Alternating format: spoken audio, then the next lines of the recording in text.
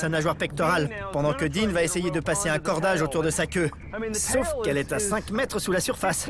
Je ne vois pas comment il va s'y prendre, à part en sautant à l'eau.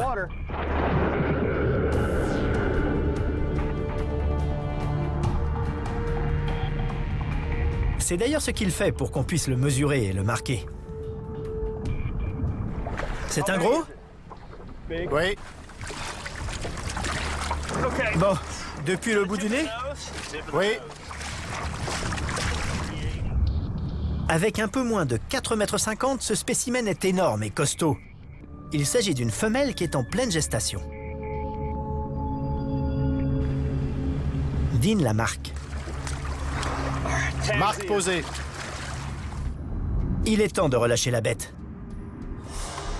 Je plonge pour dégager sa queue.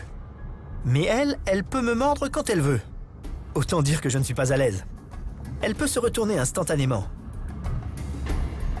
Je n'arrive pas à la décrocher, car son poids m'en empêche. Du coup, Dean prend le relais.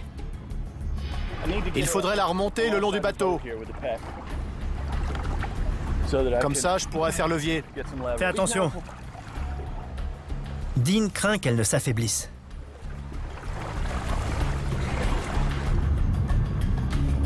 Il essaie de remettre la femelle à l'horizontale pour réduire la tension sur le cordage. Mais il a du mal à la gripper. Il doit passer un cordage autour de la nageoire pectorale pour pouvoir soulever. Mais le cordage de la queue est toujours trop serré. Je n'y arrive pas. Finalement, on décide de couper le cordage. Enfin, on peut guider la maman requin vers le fond. Elle va bien. C'était un beau cadeau. Mais on n'était pas là pour ça. Des grisets nous attendent. Dean tient à poser une dernière marque. Quant à moi, j'espère bien nager avec un de ces requins. Espérons qu'on en tient un. Et c'en est un. Quel œil! Étonnant. Sinistre.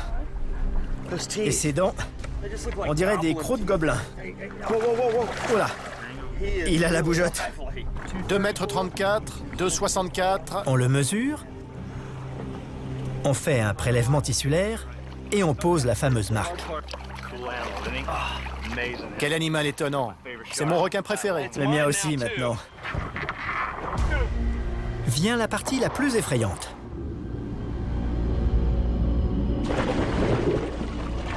Cette fois, c'est moi qui guide. J'ai l'impression de tenir une torpille. Il me faut une bonne prise. Je dois me tenir à distance de ses dents. Je me cramponne et j'oriente le requin vers le fond. J'ai vraiment peur.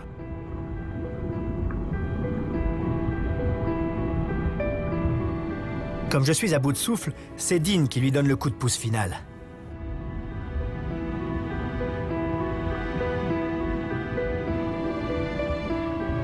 Notre travail est terminé.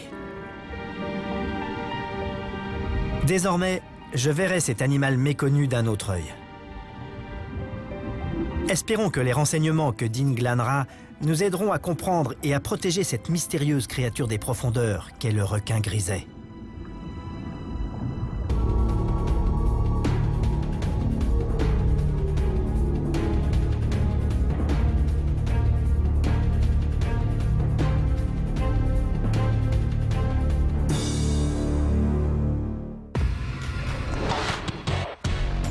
L'enfer des prisons, tout de suite, sur RMC Découverte.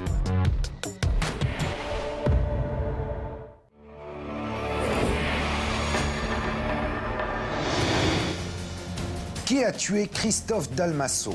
Le corps de ce jeune businessman a été retrouvé sur une plage de la Côte d'Azur en 2003. Enquête sur les zones d'ombre de ce meurtre au soleil. Je pense qu'il savait qu'il allait mourir. Dans un second épisode, nous nous pencherons sur le cas de Vlado Taneski, surnommé le monstre de Kisevo, meurtrier de 2 femmes, retrouvé mort dans sa cellule le lendemain de son arrestation. Les résultats de l'autopsie doivent nous dire si le journaliste s'est vraiment suicidé dans un seau d'eau. Bien sûr qu'ils l'ont tué. À part sur Mars, je ne vois pas où on peut se suicider comme ça.